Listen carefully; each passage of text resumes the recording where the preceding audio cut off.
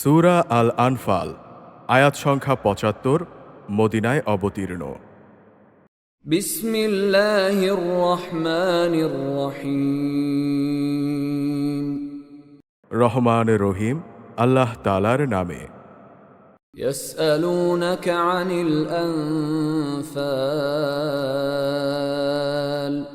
কুলিল আনফালু লিল্লাহি ওয়ার রাসূল ফাত্তাকুল্লাহা ওয়া আসলিহু যাতা বাইনিকুম ওয়া আতিউল্লাহা ওয়া রাসূলাহু ইন কুনতুম মুমিনিন। হে মুহাম্মদ সাল্লাল্লাহু আলাইহি ওয়াসাল্লাম, লোকেরা তোমার কাছে যুদ্ধলব্ধ ও যুদ্ধে পরিত্যক্ত অতিরিক্ত মালসামান সম্পর্কে জানতে চাচ্ছে। তুমি বলো, এই অতিরিক্ত সম্পদ আল্লাহ তাআলা ও তার রসূলের জন্যে। অতএব তোমরা আল্লাহ তাআলাকে ভয় করো এবং এই আলোকে নিজেদের মধ্যকার বিষয়গুলো সংশোধন করে নাও। আল্লাহ তাআলা এবং তার রসূলের আনুগত্য করো, যদি তোমরা সত্যিকার অর্থে মোমেন হও।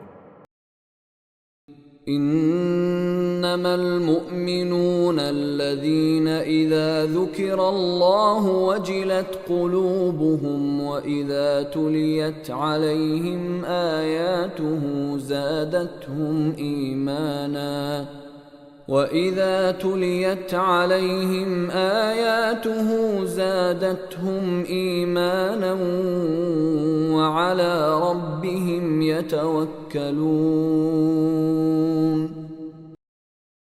আসলে মোমেন তো হচ্ছে সেই সব লোক যাদের আল্লাহ তাআলাকে যখন স্মরণ করানো হয় তখন তাদের হৃদয় কম্পিত হয়, এবং যখন তাদের সামনে তার আয়াতসমূহ তেলাওয়াত করা হয় তখন তাদের ঈমান বৃদ্ধি পায়। উপরন্তু তারা তাদের মালিকের ওপর নির্ভর করে। الذين يقيمون الصلاة ومما رزقناهم ينفقون। যারা নামাজ প্রতিষ্ঠা করে এবং আমি তাদের যা কিছু অর্থ সম্পদ দান করেছি তা থেকে তারা আমারই পথে খরচ করে।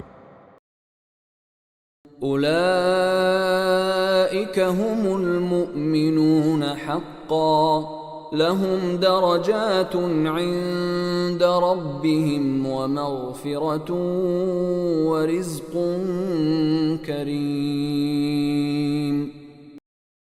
এই লোকগুলোই হচ্ছে সত্যিকার মোমেন। তাদের মালিকের কাছে তাদের জন্য বিপুল মর্যাদা, ক্ষমা ও সম্মানজনক জীবিকার ব্যবস্থা রয়েছে।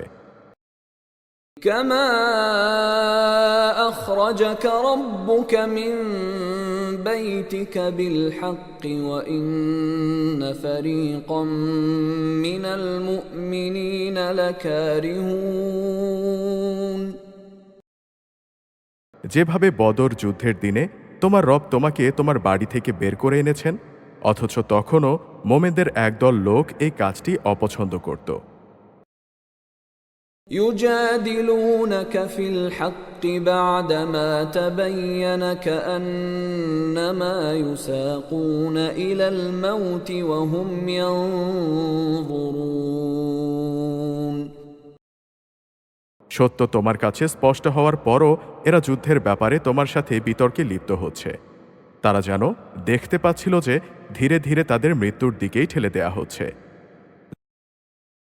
وَإِذْ يَعِدُكُمُ اللَّهُ إِحْدَى الطَّائِفَتَيْنِ أَنَّهَا لَكُمْ وَتَوَدُّونَ أَنَّ غَيْرَ ذَاتِ الشَّوْكَةِ تَكُونُ لَكُمْ وَيُرِيدُ اللَّهُ أَن يُحِقَّ الْحَقَّ بِكَلِمَاتِهِ وَيَقْطَعَ دَابِرَ الْكَافِرِينَ।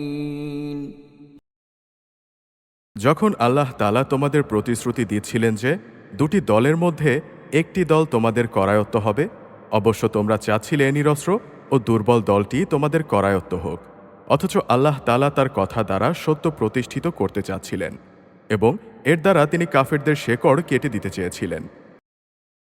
ليحق الحق ويبطل الباطل ولو كره المجرمون। এর উদ্দেশ্য ছিল সত্যকে যেন সত্য বানানো যায় এবং বাতিলকে বাতিল করে দেয়া যায়, যদিও পাপিষ্ঠরা একে পছন্দ করেনি। إذ تستغيثون ربكم فاستجاب لكم أني ممدكم بألف من الملائكة مردفين স্মরণ করো যখন তোমরা তোমাদের মালিকের কাছে ফরিয়াদ পেশ করছিলে, অতঃপর তিনি তোমাদের ফরিয়াদ কবুল করে বলেছিলেন, হ্যাঁ, আমি এই যুদ্ধে তোমাদের পরপর 1000 ফেরেশতা পাঠিয়ে সাহায্য করব। وما جعله الله إلا بشرى ولتطمئن به قلوبكم وما النصر إلا من عند الله إن الله عزيز حكيم আল্লাহ তাআলা তোমাদের শুভ সংবাদ দেয়া ও তা দিয়ে তোমাদের মনকে প্রশান্ত করা ছাড়া অন্য কোনো কারণে এটা বলেননি, নতুবা আসল সাহায্য তো আল্লাহ তাআলার কাছ থেকেই আসে। অবশ্যই আল্লাহ তাআলা পরাক্রমশালী ও প্রজ্ঞাবান। إذ يغشيكم النعاس أمنة منه وينزل عليكم من السماء ماء ليطهركم به ويذهب عنكم رجز الشيطان وليربط على قلوبكم ويثبت به الأقدام স্মরণ করো যখন আল্লাহ তাআলা তার নিজের পক্ষ থেকে তোমাদের নিরাপত্তা ও স্বস্তির জন্যে তোমাদের তন্দ্রায় আচ্ছন্ন করে দিচ্ছিলেন। তোমাদের ওপর তিনি আকাশ থেকে বৃষ্টির পানি নাজিল করেছেন, যেন এই পানি দ্বারা তিনি তোমাদের পাক সাফ করতে পারেন, তোমাদের মন থেকে যেন শয়তানের অপবিত্রতা দূর করতে পারেন, তোমাদের মনে সাহস বৃদ্ধি করতে পারেন। সর্বোপরি যুদ্ধের ময়দানে তিনি এর মাধ্যমে তোমাদের কদম মজবুত করতে পারেন। إذ يوحي ربك إلى الملائكة أني معكم فثبتوا الذين آمنوا سألقي في قلوب الذين كفروا الرعب فاضربوا فوق الأعناق واضربوا منهم كل بنان স্মরণ করো যখন তোমার রব ফেরেশতাদের কাছে এই মর্মে ওয়াহি পাঠালেন যে, আমি তোমাদের সাথেই আছি, তোমরা মোমেনদের সাহস দাও। অচিরেই আমি কাফেরদের মনে দারুণ এক ভীতির সঞ্চার করে দেব। অতঃপর তোমরা তাদের ঘাড়ের ওপর আঘাত হানো এবং তাদের হাড়ের প্রত্যেক জোড়ায় জোড়ায় আঘাত করো। ذلك بأنهم شاقوا الله ورسوله ومن يشاقق الله ورسوله فإن الله شديد العقاب এটা এই কারণে যে এরা আল্লাহ ও তার রসুলের বিরোধিতা করেছে, আর যারাই এভাবে আল্লাহ ও তার রসুলের বিরোধিতা করে তাদের জানা উচিত অবশ্যই আল্লাহ তাআলা আযাব প্রদানে অত্যন্ত কঠোর। ذلكم فذوقوه وأن للكافرين عذاب النار হে কাফেররা, এ হচ্ছে তোমাদের যথার্থ পাওনা, অতঃপর তোমরা এর স্বাদ গ্রহণ করতে থাকো। কাফেরদের জন্যে দোজখের আযাব তো রয়েছেই। يا أيها الذين آمنوا إذا لقيتم الذين كفروا زحفا فلا تولوهم الأدبار হে মানুষ, যারা ঈমান এনেছ, তোমরা যখন যুদ্ধের ময়দানে কাফের বাহিনীর মুখোমুখি মোকাবেলা করবে তখন কখনো তোমরা পৃষ্ঠ প্রদর্শন করবে না। ومن يولهم يومئذ دبره إلا متحرفا لقتال أو متحيزا إلى فئة فقد باء بغضب من الله ومأواه جهنم وبئس المصير জেনে রেখো, এ যুদ্ধের দিন যে ব্যক্তি তার পৃষ্ঠ প্রদর্শন করবে সে অবশ্যই আল্লাহ তাআলার গজব অর্জন করবে। যুদ্ধের কৌশল হিসেবে কিংবা নিজ বাহিনীর সাথে মিলিত হবার উদ্দেশ্য ছাড়া যদি কেউ এমনটি করে থাকে তার আশ্রয়স্থল হবে জাহান্নাম, আর জাহান্নাম সত্যিই নিকৃষ্ট জায়গা। فلم تقتلوهم ولكن الله قتلهم وما رميت إذ رميت ولكن الله رمى وليبلي المؤمنين منه بلاء حسنا إن الله سميع عليم এই যুদ্ধে যারা নিহত হয়েছে তাদের তোমরা কেউই হত্যা করনি, বরং আল্লাহ তাআলাই তাদের হত্যা করেছেন। তুমি যখন তাদের প্রতি তীর নিক্ষেপ করছিলে মূলত তুমি এটা নিক্ষেপ করনি, বরং করেছেন স্বয়ং আল্লাহ তাআলা, যেন তিনি নিজের থেকে মোমেনদের উত্তম পুরস্কার দান করে তাদের বিজয় দিতে পারেন। নিঃসন্দেহে আল্লাহ তাআলা সবকিছু শোনেন এবং সবকিছু জানেন। ذلكم وأن الله موهن كيد الكافرين এটা হচ্ছে তোমাদের ব্যাপারে আমার কৌশল। অবশ্যই আল্লাহ তাআলা কাফিরদের ষড়যন্ত্র দুর্বল করে দেন।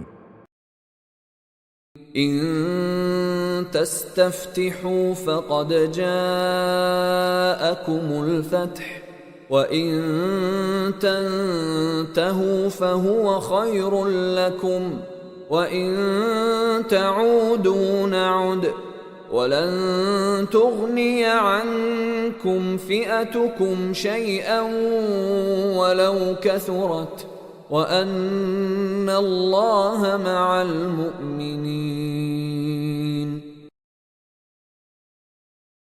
হে কাফেররা, তোমরা একটা সিদ্ধান্ত চেয়েছিলে। হ্যাঁ, সেই সিদ্ধান্তকর মুহূর্তটি তোমাদের সামনে এসে গেছে। যদি এখনও তোমরা যুদ্ধ থেকে বিরত থাকতে চাও তাহলে তা তোমাদের জন্য কল্যাণকর।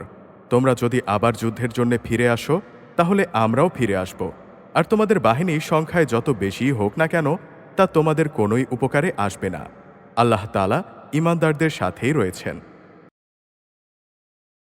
يا أيها الذين آمنوا أطيعوا الله ورسوله ولا تولوا عنه وأنتم تسمعون হে ঈমানদার লোকেরা, তোমরা আল্লাহ তাআলা ও তার রাসূলের আনুগত্য করো, কখনো তার দিক থেকে মুখ ফিরিয়ে নিও না। তোমরা তো সব কিছুই শুনতে পাচ্ছ। ولا تكونوا كالذين قالوا سمعنا وهم لا يسمعون তোমরা তাদের মতো হয়েও না যারা মুখে বলে হ্যাঁ আমরা নবীর কথা শুনলাম, কিন্তু তারা কার্যত কিছুই শোনে না। إن شر الدواب عند الله الصم البكم الذين لا يعقلون আল্লাহ তাআলার কাছে নিকৃষ্টতম জীব হচ্ছে সেই বধির ও মুখ মানুষগুলো যারা সত্য দিন সম্পর্কে কিছু বোঝে না। ولو علم الله فيهم خيرا لأسمعهم ولو أسمعهم لتولوا وهم معرضون আল্লাহ তাআলা যদি জানতেন এদের ভেতরে কোনো ভালো গুণ আছে তাহলে তিনি তাদের হেদায়েতের কথা শোনাতেন। অবশ্য তিনি তাদের শোনালেও তারা উপেক্ষাই করত। يا أيها الذين آمنوا استجيبوا لله وللرسول إذا دعاكم لما يحييكم واعلموا أن الله يحول بين المرء وقلبه وأنه إليه تحشرون হে ঈমানদার লোকেরা, তোমরা আল্লাহ তাআলা ও তার রাসূলের ডাকে সাড়া দাও যখন তিনি তোমাদের এমন কিছুর দিকে ডাকেন যা তোমাদের সত্যিকার অর্থে জীবন দান করবে। জেনে রেখো, আল্লাহ তাআলা মানুষ ও তার হৃদয়ের মাঝামাঝি স্থানে অবস্থান করেন। এটাও জেনে রেখো, তোমাদের সবাইকে তার কাছেই জড়ো করা হবে। واتقوا فتنة لا تصيبن الذين ظلموا منكم خاصة واعلموا أن الله شديد العقاب তোমরা আল্লাহ দ্রোহিতার সেই ফিতনা থেকে বেঁচে থাকো যার শাস্তি তারা তোমাদের মধ্যে জালেম শুধু তাদের জন্যেই নির্দিষ্ট থাকবে না। আর জেনে রাখো, আল্লাহ তাআলা অত্যন্ত কঠোর শাস্তি প্রদানকারী। واذكروا إذ أنتم قليل مستضعفون في الأرض تخافون أن يتخطفكم الناس فآواكم وأيدكم بنصره ورزقكم من الطيبات لعلكم تشكرون স্মরণ করো, যখন তোমরা সংখ্যায় ছিলে কম, জমিনে তোমাদের অত্যন্ত দুর্বল মনে করা হতো। তোমরা সর্বদাই এই ভয়ে আতঙ্কিত থাকতে কখন অন্য মানুষরা তোমাদের ওপর এসে চড়াও হবে। অতঃপর আল্লাহ তাআলা তোমাদের একটি ভূখণ্ডে এনে আশ্রয় দিলেন, তার সাহায্য দিয়ে তিনি তোমাদের শক্তিশালী করলেন এবং তিনি তোমাদের উত্তম রেজেক দান করলেন। আশা করা যায় তোমরা আল্লাহর নেয়ামতের শুকর আদায় করবে। يا أيها الذين آمنوا لا تخونوا الله والرسول وتخونوا أماناتكم وأنتم تعلمون হে ঈমানদার বান্দারা, তোমরা আল্লাহ তাআলা ও তার রাসূলের সাথে কখনো বিশ্বাসঘাতকতা করো না এবং জেনে শুনে নিজেদের আমানতেরও খেয়ানত করো না। واعلموا أنما أموالكم وأولادكم فتنة وأن الله عنده أجر عظيم জেনে রেখো, তোমাদের মাল সম্পদ ও সন্তান সন্ততি হচ্ছে আল্লাহ তাআলার পরীক্ষা মাত্র। আর যে ব্যক্তি এই পরীক্ষায় উত্তীর্ণ হবে তার জন্য অবশ্যই আল্লাহ তাআলার কাছে মহা প্রতিদান রয়েছে। يا أيها الذين آمنوا إن تتقوا الله يجعل لكم فرقانا ويكفر عنكم سيئاتكم ويغفر لكم والله ذو الفضل العظيم হে ঈমানদার লোকেরা, তোমরা যদি আল্লাহকে ভয় করে চলো তাহলে তিনি তোমাদের জন্য ন্যায় অন্যায়ের মাঝে পার্থক্য নির্ণয়কারী মাপকাঠি দান করবেন। তিনি তোমাদের গুনাহ সমূহ মিটিয়ে দেবেন, তিনি তোমাদের ক্ষমা করে দেবেন। আল্লাহ তাআলা অনেক বড় দানের অধিকারী। وَإِذْ يَمْكُرُ بِكَ الَّذِينَ كَفَرُوا لِيُثْبِتُوكَ أَوْ يَقْتُلُوكَ أَوْ يُخْرِجُوكَ وَيَمْكُرُونَ وَيَمْكُرُ اللَّهُ وَاللَّهُ خَيْرُ الْمَاكِرِينَ স্মরণ করো, যখন কাফেররা তোমাদের বিরুদ্ধে ষড়যন্ত্র করছিল যে তারা তোমাকে বন্দী করবে অথবা তোমাকে হত্যা করবে কিংবা তোমাকে আপন ভূমি থেকে নির্বাসিত করে দেবে। তারা তোমার বিরুদ্ধে ষড়যন্ত্র করছিল, আল্লাহ তাআলাও তোমাকে উদ্ধারের কৌশল চালিয়ে যাচ্ছিলেন। আর আল্লাহ তাআলাই হচ্ছেন সর্বোৎকৃষ্ট কৌশলী। وإذا تتلى عليهم آياتنا قالوا قد سمعنا لو نشاء لقلنا مثل هذا إن هذا إلا أساطير الأولين। যখন তাদের সামনে আমার কোনো আয়াত পড়ে শোনানো হতো তখন তারা বলতো, হ্যাঁ, আমরা এ কথা আগেও শুনেছি, আমরা চাইলে এই ধরনের কথা তো আমরাও বলতে পারি, এগুলো তো আগের লোকদের উপকথা ছাড়া আর কিছু নয়। وَإِذْ قَالُوا اللَّهُمَّ إِن كَانَ هَذَا هُوَ الْحَقَّ مِنْ عِندِكَ فَأَمْطِرْ عَلَيْنَا حِجَارَةً مِّنَ السَّمَاءِ أَوْ ائْتِنَا بِعَذَابٍ أَلِيمٍ।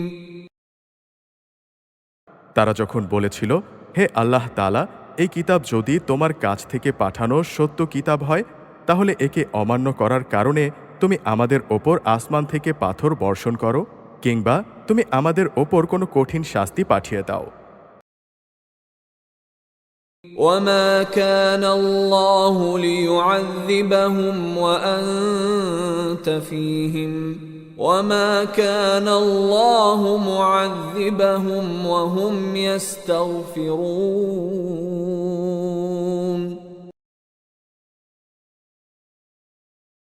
হে নবী সাল্লাল্লাহু আলাইহি ওয়াসাল্লাম, আল্লাহ তাআলা এমন নন যে তিনি তাদের কোনো আযাব দেবেন অথচ তুমি সশরীরে তাদের মধ্যে বর্তমান রয়েছ, আর আল্লাহ তাআলা এমনও নন যে তিনি তাদের শাস্তি দেবেন অথচ তারা তার কাছে ক্ষমা প্রার্থনা করছে।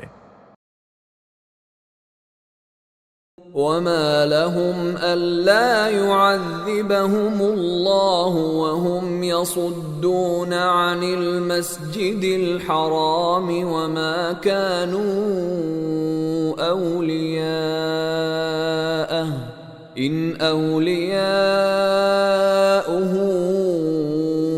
إِلَّا الْمُتَّقُونَ وَلَكِنَّ أَكْثَرَهُمْ لَا يَعْلَمُونَ।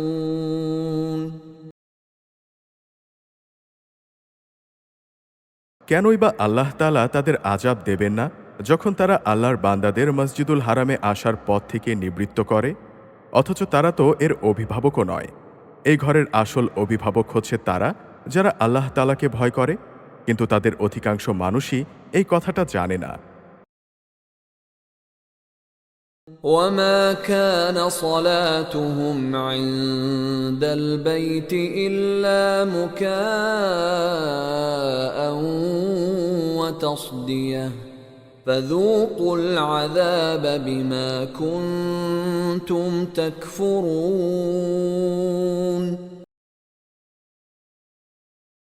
এই ঘরের পাশে তাদের নামাজ কিছু শীষ দেয়া ও তালি বাজানো ছাড়া আর কিছুই ছিল না।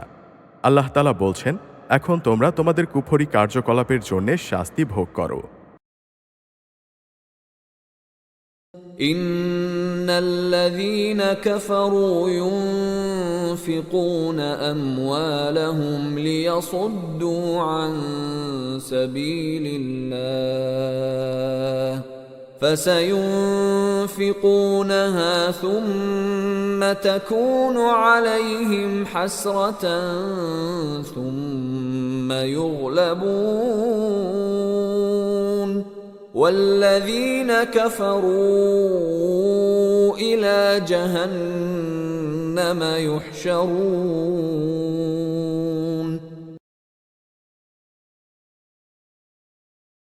যারা কুফরি করেছে এবং যারা নিজেদের ধন সম্পদ এই পথেই ব্যয় করেছে, এর দ্বারা মানুষদের তারা আল্লাহর তাআলার পথ থেকে ফিরিয়ে রাখবে। এরা এই পথে ধন সম্পদ আরও ব্যয় করতে থাকবে, অতঃপর একদিন সে ব্যয় করাটাই তাদের জন্য মনস্তাপের কারণ হবে। অতঃপর দুনিয়ার জীবনেও তারা পরাভূত হবে। আর যারা কুফরি করেছে, আখিরাতে তাদের সবাইকে জাহান্নামের পাশে একত্রিত করা হবে। ليميز الله الخبيث من الطيب ويجعل الخبيث بعضه على بعض فيركمه جميعا فيجعله في جهنم أولئك هم الخاسرون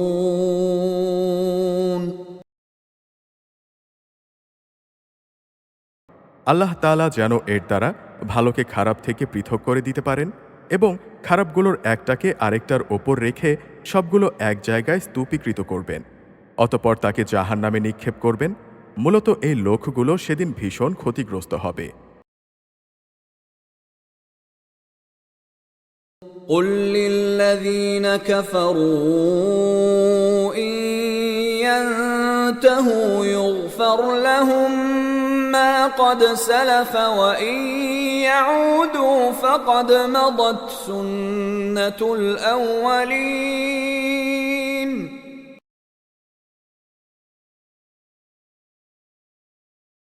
হে মোহাম্মদ সাল্লাল্লাহু আলাইহি ওয়াসাল্লাম, যারা কুফরি করেছে তাদের তুমি বলো, তারা যদি এই পথ থেকে ফিরে আসে তাহলে তাদের অতীতের সব কিছুই ক্ষমা করে দেয়া হবে। তবে যদি তারা খারাপ কাজের দিকেই ফিরে যায় তাহলে তাদের সামনে আগের ধ্বংসপ্রাপ্তদের পরিণামের দৃষ্টান্ত তো আছেই। وقاتلوهم حتى لا تكون فتنة ويكون الدين كله لله فإن انتهوا فإن الله بما يعملون بصير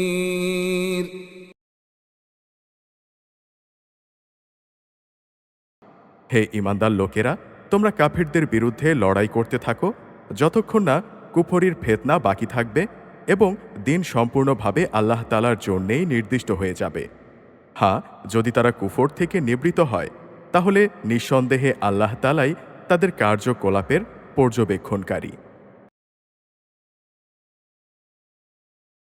وَإِن تَوَلَّوْا فَاعْلَمُوا أَنَّ اللَّهَ مَوْلَاكُمْ نِعْمَ الْمَوْلَى وَنِعْمَ النَّصِيرُ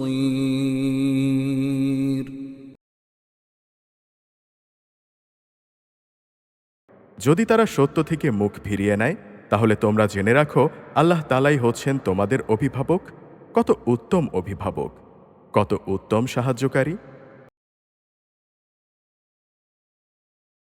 واعلموا أنما غنمتم من شيء فأن لله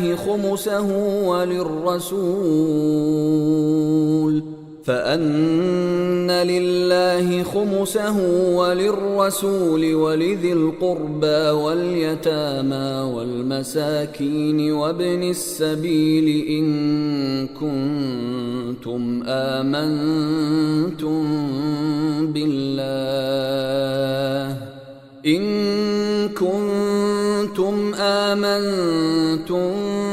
بالله وما أنزلنا على عبدنا يوم الفرقان يوم التقى الجمعان والله على كل شيء قدير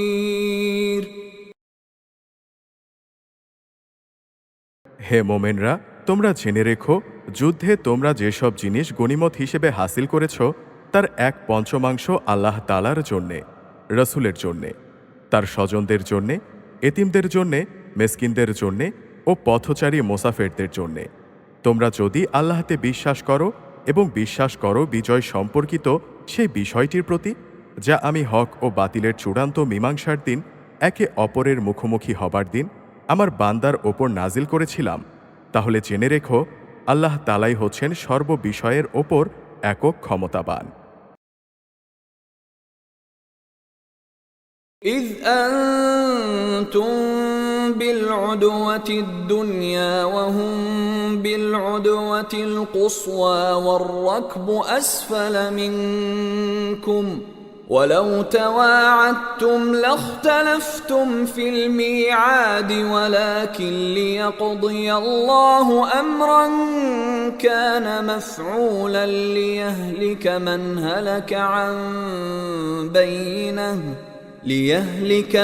هلك عن بينة ويحيى من حي عن بينة وإن الله لسميع عليم যুদ্ধক্ষেত্রে তোমরা যখন উপত্যকার নিকট প্রান্তে ছিলে তখন তারা ছিল দূর প্রান্তে, আর কাফেলা ছিল তোমাদের তুলনায় নিম্নভূমিতে। যদি তোমরা আগেই তাদের সাথে কোনো চুক্তির সিদ্ধান্ত করতে চাইতে, তাহলে এই সিদ্ধান্ত বাস্তবায়নে তোমরা অবশ্যই মতবিরোধ করতে। কিন্তু আল্লাহ তাআলা তাই ঘটাতে চেয়েছিলেন যা ঘটানো তার মঞ্জুর ছিল। তিনি চাইলেন যে দলটি ধ্বংস হবে সেটি যেন সত্য মিথ্যা স্পষ্ট হওয়ার পরই ধ্বংস হয়, আবার যেই দলটি বেঁচে থাকবে সেটিও যেন সত্যাসত্য প্রমাণের ভিত্তিতেই বেঁচে থাকে। নিশ্চয়ই আল্লাহ তাআলা সর্বশ্রোতা, সর্বজ্ঞ।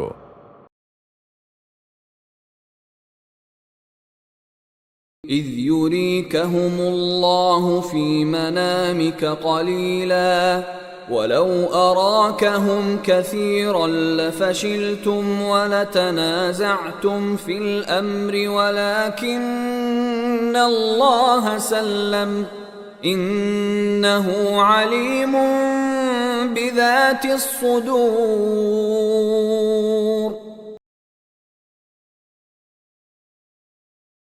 স্মরণ করো যখন আল্লাহ তাআলা তোমাকে তোমার স্বপ্নে তাদের সংখ্যা কম দেখিয়েছিলেন, তখন যদি তিনি তোমাকে তাদের সংখ্যা বেশি দেখাতেন তাহলে অবশ্যই তোমরা সাহস হারিয়ে ফেলতে এবং এই বিষয়ে তোমরা একে অপরের সাথে বিতর্ক শুরু করে দিতে। কিন্তু আল্লাহ তাআলা এটা না করে তোমাদের নিরাপদ করে দিয়েছেন। তিনি মানুষের অন্তরে যা কিছু আছে সেই সম্পর্কে সম্যক ওয়াকেফাল রয়েছেন। وَإِذْ يُرِيكُمُوهُمْ إِذِ الْتَقَيْتُمْ فِي أَعْيُنِكُمْ قَلِيلًا وَيُقَلِّلُكُمْ فِي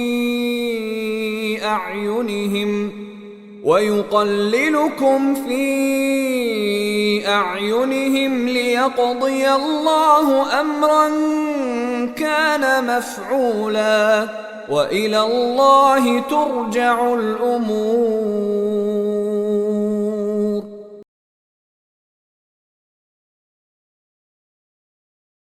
স্মরণ করো যখন তোমরা যুদ্ধের ময়দানে তাদের সামনাসামনি হলে, তখন আল্লাহ তাআলা তোমাদের চোখে তাদের সংখ্যাকে কম করে দেখালেন এবং তাদের চোখেও তিনি তোমাদের সংখ্যা দেখালেন কম, যেন আল্লাহ তাআলা তাই ঘটিয়ে দেখান যা কিছু তিনি ঘটাতে চান। মূলত আল্লাহ তাআলার দিকেই সবকিছু প্রত্যাবর্তিত হবে। يا أيها الذين آمنوا إذا لقيتم فئة فاثبتوا واذكروا الله كثيرا لعلكم تفلحون হে ঈমানদার লোকেরা, কোনো বাহিনীর সাথে যখন তোমরা সামনাসামনি হও তখন ময়দানে অবিচল থাকবে এবং আল্লাহ তাআলাকে বেশি বেশি করে স্মরণ করবে। আশা করা যায় তোমরা সাফল্য লাভ করতে পারবে। وأطيعوا الله ورسوله ولا تنازعوا فتفشلوا وتذهب ريحكم واصبروا إن الله مع الصابرين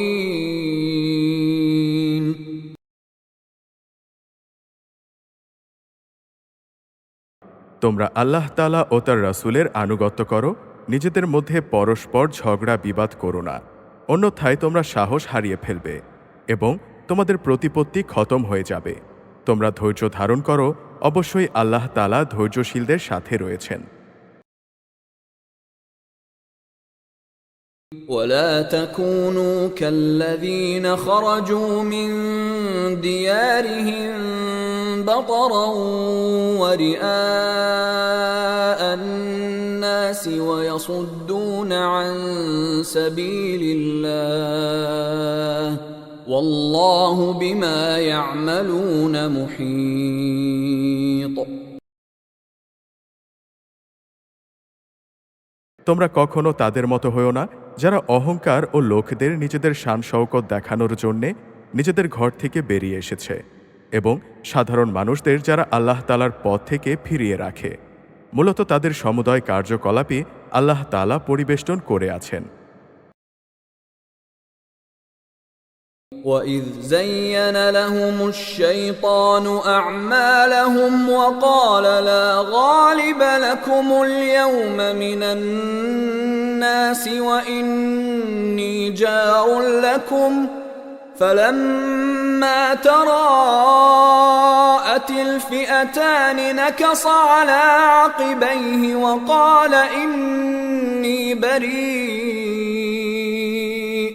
وقال إني بريء منكم إني أرى ما لا ترون إني أخاف الله والله شديد العقاب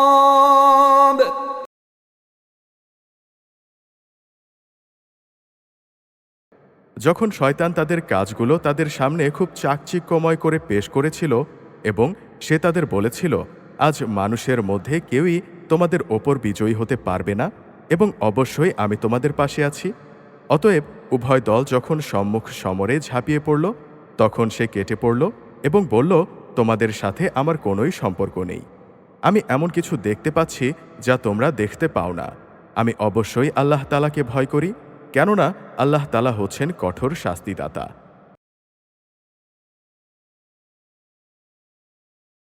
إذ يقول المنافقون والذين في قلوبهم مرض غر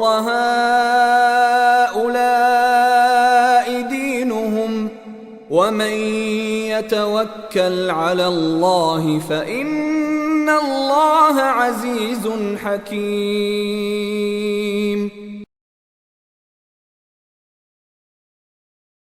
মোনাফেক ও তার দলবল যাদের দিলে গোমরাহির ব্যাধি রয়েছে, যখন তারা বলল তাদের দিনই তাদের প্রতারিত করে রেখেছে, আসলে যে ব্যক্তি আল্লাহ তাআলার ওপর ভরসা করে সে যেন জেনে রাখে আল্লাহ তাআলা প্রবল পরাক্রান্ত, প্রজ্ঞাময়। ولو ترى إذ يتوفى الذين كفروا الملائكة يضربون وجوههم وأدبارهم وذوقوا عذاب الحريق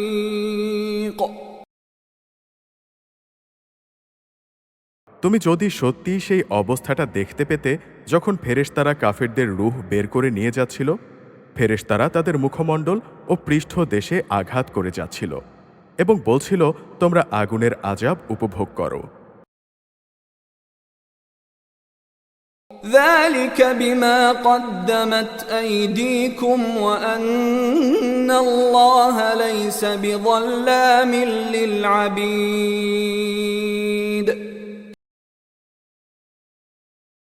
আসলে এটা হচ্ছে তোমাদের নিজেদের উভয় হাতের কামাই, যা তোমরা আগে এখানে পাঠিয়েছিলে। আল্লাহ তাআলা কখনো তার বান্দার ওপর জুলুম করেন না। كدأب آل فرعون والذين من قبلهم كفروا بآيات الله فأخذهم الله بذنوبهم إن الله قوي شديد العقاب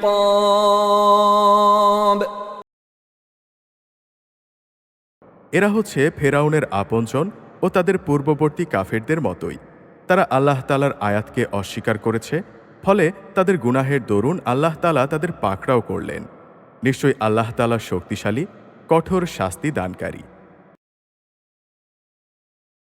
ذلك بأن الله لم يك مغيرا نعمة أنعمها على قوم حتى يغيروا ما بأنفسهم وأن الله سميع عليم. এটা এই কারণে যে আল্লাহ তাআলা যখন কোনো জাতিকে কোনো নেয়ামত দান করেন তিনি ততক্ষণ পর্যন্ত তাদের জন্যে তার সে নেয়ামত বদলে দেন না যতক্ষণ না তারা নিজেরা নিজেদের অবস্থার পরিবর্তন করে। নিশ্চয়ই আল্লাহ তাআলা সব কিছু শোনেন, সব কিছু জানেন।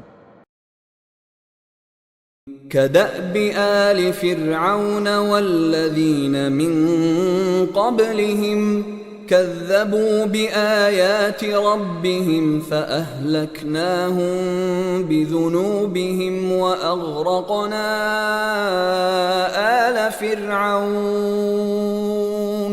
وكل كانوا ظالمين. এরা হচ্ছে ফেরাউন, তার স্বজন ও তাদের আগের লোকদের মতো যারা তাদের মালিকের আয়াতসমূহকে মিথ্যা সাব্যস্ত করেছে। অতঃপর আমি তাদের কুফরির অপরাধের জন্যে তাদের ধ্বংস করে দিয়েছি এবং ফেরাউনের স্বজনদের আমি ডুবিয়ে দিয়েছি। মূলত তারা সবাই ছিল জালেম। ইন্না শাররাদ-দাওয়াবি ইনদাল্লাহিল্লাযীনা কাফারু ফাহুম লা ইউমিনুন। নিশ্চয়ই আল্লাহর জমিনে বিচরণশীল জীবের মধ্যে আল্লাহ তাআলার কাছে নিকৃষ্টতম হচ্ছে তারা যারা আল্লাহ তাআলাকে অস্বীকার করে অতঃপর তারা তার ওপর ঈমান আনে না। الذين عاهدت منهم ثم ينقضون عهدهم في كل مرة وهم لا يتقون. তারাও নিকৃষ্ট লোকদের অন্যতম যাদের সাথে তুমি সন্ধি চুক্তি স্বাক্ষর করেছ অতঃপর তারা প্রতিবারই সেই চুক্তি ভঙ্গ করেছে এবং তারা কাউকেই পরোয়া করেনি। فإما تثقفنهم في الحرب فشرد بهم من خلفهم لعلهم يذكرون. অতএব এ লোকদের যখনই তুমি ধরতে পারো তাহলে এদের মূল বাহিনী থেকে বিচ্ছিন্ন করে এমনভাবে শাস্তি দেবে যাতে তাদের পরবর্তী বাহিনী এ থেকে কিছু শিক্ষা গ্রহণ করে। وَإِمَّا تَخَافَنَّ مِنْ قَوْمٍ خِيَانَةً فَانبِذْ إِلَيْهِمْ عَلَى سَوَاءٍ إِنَّ اللَّهَ لَا يُحِبُّ الْخَائِنِينَ. যদি কখনো কোনো জাতির কাছ থেকে তোমার বিশ্বাসঘাতকতার আশঙ্কা হয় তাহলে তাদের সাথে সম্পাদিত চুক্তি তুমি একইভাবে তাদের মুখের ওপর ছুড়ে দাও। নিশ্চয়ই আল্লাহ তাআলা খেয়ানতকারীদের পছন্দ করেন না। وَلَا يَحْسَبَنَّ الَّذِينَ كَفَرُوا سَبَقُوا إِنَّهُمْ لَا يُعْجِزُونَ.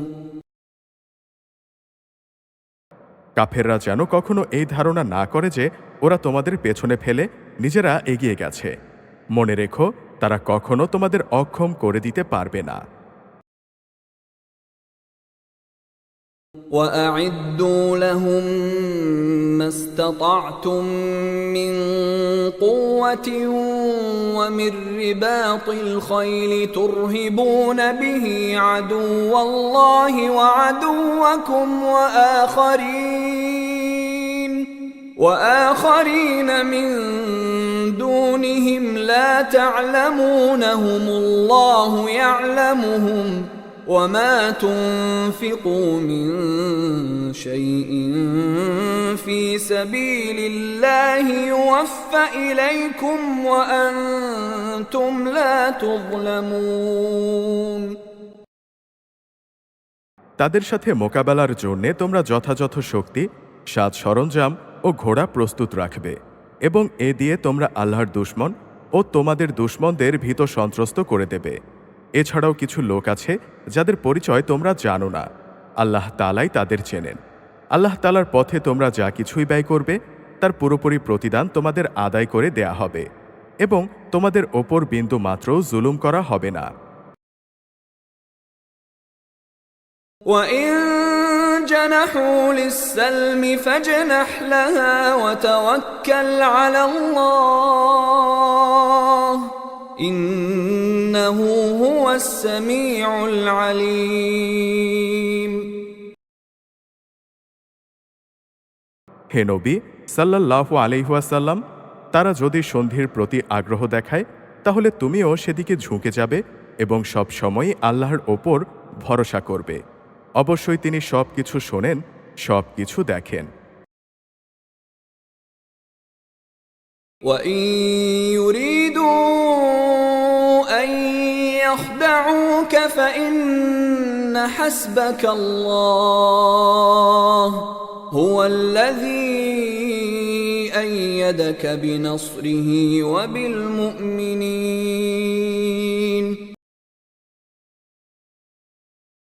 আর যদি কখনো তারা সন্ধির আড়ালে তোমাকে ধোঁকা দিতে চায় তাহলে জেনে রেখো, তোমার জন্য তো আল্লাহ তাআলাই যথেষ্ট।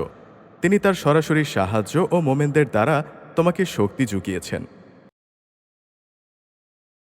وَأَلَّفَ بَيْنَ قُلُوبِهِمْ لَوْ أَنفَقْتَ مَا فِي الْأَرْضِ جَمِيعًا مَا أَلَّفْتَ بَيْنَ قُلُوبِهِمْ وَلَكِنَّ اللَّهَ أَلَّفَ بَيْنَهُمْ إِنَّهُ عَزِيزٌ حَكِيمٌ। আল্লাহ তাআলা তাদের অন্তরসমূহের মাঝে পারস্পরিক ভালোবাসা ও সম্প্রীতির বন্ধন স্থাপন করে দিয়েছেন। অথচ তুমি যদি দুনিয়ার সবকিছু ব্যয় করতে তবু তুমি এদের অন্তরের মাঝে ভালোবাসার বন্ধন স্থাপন করতে পারতে না। কিন্তু আল্লাহ তাআলাই এদের মাঝে প্রীতি স্থাপন করে দিয়েছেন। অবশ্যই তিনি পরাক্রমশালী, বিজ্ঞ, কুশলী। يا أيها النبي حسبك الله ومن اتبعك من المؤمنين।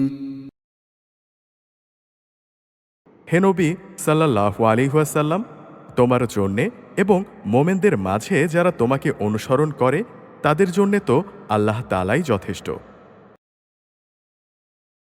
يا أيها النبي حرض المؤمنين على القتال إن يكن منكم 20 صابرون يغلبوا 200 وإن يكن منكم 100 يغلبوا 1000 من الذين كفروا بأنهم قوم لا يفقهون। হে নবী সাল্লাল্লাহু আলাইহি ওয়াসাল্লাম, তুমি মোমেনদের যুদ্ধের জন্য উদ্বুদ্ধ করো। মনে রেখো, তোমাদের মধ্যে 20 জন লোকও যদি ধৈর্যশীল হতে পারে তাহলে তারা 200 লোকের ওপর বিজয়ী হবে। আবার তোমাদের মাঝে এমন লোকের সংখ্যা যদি 100 হয় তাহলে তারা কাফেরদের 1000 লোকের ওপর জয় লাভ করবে। কেননা তারা হচ্ছে এমন জাতি যারা আল্লাহর শক্তি সম্পর্কে কিছুই বোঝে না। الآن خفف الله عنكم وعلم أن فيكم ضعفا فإن يكن منكم 100 صابرة يغلبوا 200 وإن يكن منكم 1000 يغلبوا 2000 بإذن الله والله مع الصابرين।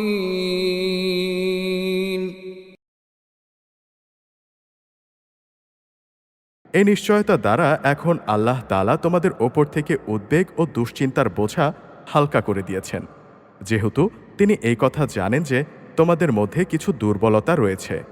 অতঃপর তোমাদের মধ্যে যদি 100 জন ধৈর্যশীল মানুষ থাকে, তাহলে তারা 200-র ওপর বিজয়ী হবে। আবার যদি থাকে তোমাদের 1000 ধৈর্যশীল ব্যক্তি, তাহলে তারা আল্লাহ তাআলার হুকুমে বিজয়ী হবে 2000 লোকের ওপর। জেনে রেখো, আল্লাহ তাআলা ধৈর্যশীলদের সাথেই রয়েছেন। ما كان لنبي أن يكون له أسرى حتى يثخن في الأرض تريدون عرض الدنيا والله يريد الآخرة والله عزيز حكيم। কোন নবীর পক্ষেই এটা শোভা পায় না যে তার কাছে বন্দীরা থাকবে যতক্ষণ পর্যন্ত সে জমিনে আল্লাহর দুশমনদের রক্তপাত ঘটাবে। আসলে তোমরা তো দুনিয়ার সামান্য স্বার্থটুকুই চাও, আর আল্লাহ তাআলা চান তোমাদের আখেরাত। আল্লাহ তাআলাই হচ্ছেন পরাক্রমশালী, প্রজ্ঞাময়। لولا كتاب من الله سبق لمسكم فيما أخذتم عذاب عظيم। যদি এই ব্যাপারে আল্লাহ তাআলার কাছ থেকে পূর্বের কোনো ফরমান লেখা না থাকত, তাহলে বন্দীদের কাছ থেকে মুক্তিপণ হিসেবে তোমরা যা কিছু নিয়েছ তার জন্যে একটা বড় ধরনের আযাব তোমাদের পাকড়াও করত। فكلوا مما غنمتم حلالا طيبا واتقوا الله إن الله غفور رحيم। অতঃপর যা কিছু তোমরা গনিমত হিসেবে লাভ করেছ, নিঃসংকোচে তোমরা তা খাও, তা হালাল ও পবিত্র। তোমরা আল্লাহ তাআলাকে ভয় করো, আল্লাহ তাআলা অবশ্যই ক্ষমাশীল ও দয়ালু। يا أيها النبي قل لمن في أيديكم من الأسرى إن يعلم الله في قلوبكم خيرا يؤتكم خيرا مما أخذ منكم ويغفر لكم والله غفور رحيم। হে নবী সাল্লাল্লাহু আলাইহি ওয়াসাল্লাম, তোমার হাতে যেসব বন্দী রয়েছে যে তাদের তুমি বলো, আল্লাহ তাআলা যদি জানতে পান যে তোমাদের দিলে ভালো কিছু গ্রহণের যোগ্যতা আছে, তাহলে তিনি তোমাদের ঈমানের এমন এক কল্যাণ দান করবেন তোমাদের কাছ থেকে মুক্তিপণ হিসেবে নেওয়া হয়েছে যা তার চাইতে অনেক ভালো, এবং তিনি তোমাদের গুনাহ সমূহ মাফ করে দেবেন। আল্লাহ তাআলা ক্ষমাশীল, দয়াবান। وَإِن يُرِيدُوا خِيَانَتَكَ فَقَدْ خَانُوا اللَّهَ مِن قَبْلُ فَأَمْكَنَ مِنْهُمْ وَاللَّهُ عَلِيمٌ حَكِيمٌ।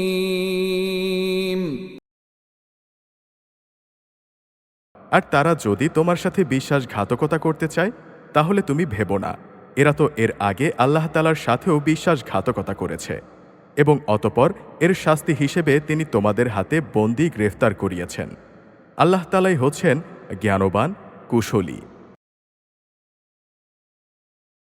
إن الذين آمنوا وهاجروا وجاهدوا بأموالهم وأنفسهم في سبيل الله والذين آووا ونصروا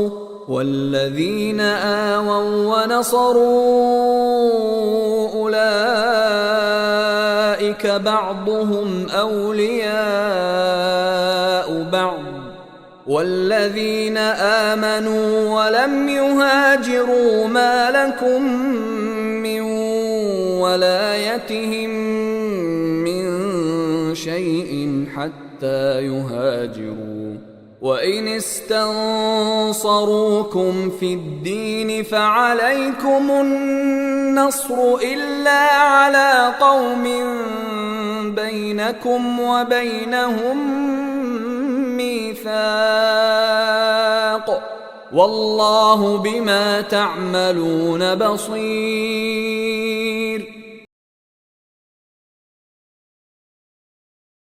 নিঃসন্দেহে যারা ঈমান এনেছে এবং ঈমানের জন্যে হিজরত করেছে, নিজেদের জানমাল দিয়ে আল্লাহর পথে জিহাদ করেছে এবং যারা মুহাজিরদের আশ্রয় দিয়েছে, সাহায্য করেছে, তারা সবাই পরস্পরের বন্ধু। অপরদিকে যারা ঈমান এনেছে অথচ এখনও হিজরত করেনি, যতক্ষণ পর্যন্ত তারা হিজরত না করবে ততক্ষণ পর্যন্ত তাদের অভিভাবকত্বের দায়িত্ব তোমার ওপর নেই। তবে কখনো যদি তারা একান্ত দিনের খাতিরে তোমাদের কাছে কোনো সাহায্য চায়, তাহলে তাদের সাহায্য করা তোমাদের কর্তব্য। তবে তা যেন এমন কোনো সম্প্রদায়ের বিরুদ্ধে না হয় যাদের সাথে তোমাদের চুক্তি রয়েছে। বস্তুত তোমরা যা কিছু করো আল্লাহ তাআলা তার সব কিছুই দেখেন।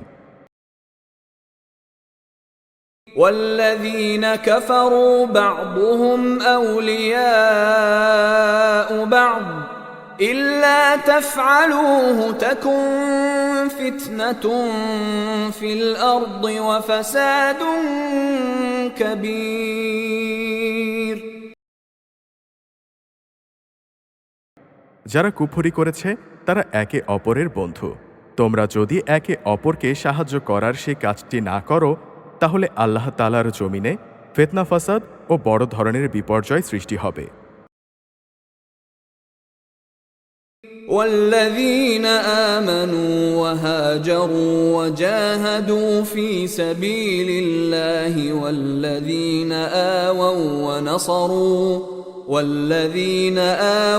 ونصروا أولئك هم المؤمنون حقا لهم مغفرة ورزق كريم যারা ঈমান এনেছে, ঈমানের জন্যেই হিজরত করেছে, আল্লাহর পথে জিহাদ করেছে এবং যারা মুহাজিরদের আশ্রয় দিয়েছে এবং তাদের সাহায্য করেছে, মূলত এরাই হচ্ছে সত্যিকারের মোমেন। এদের জন্যে আল্লাহ তাআলার ক্ষমা ও উত্তম জীবিকার ব্যবস্থা রয়েছে। والذين آمنوا من بعد وهاجروا وجاهدوا معكم فأولئك منكم وأولو الأرحام بعضهم أولى ببعض في كتاب الله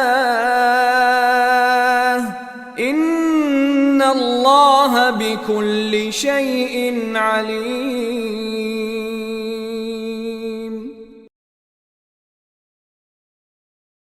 যারা পরে ঈমান এনেছে, হিজরত করেছে এবং তোমাদের সাথে জিহাদ করেছে, তারাও তোমাদের অন্তর্ভুক্ত। যারা আত্মীয়তার বন্ধনে একে অপরের সাথে আবদ্ধ, আল্লাহর কিতাব অনুযায়ী তারাও একে অন্যের বেশি হকদার। নিশ্চয়ই আল্লাহ তাআলা সব ব্যাপারে সম্যক ওয়াকিফ হাল।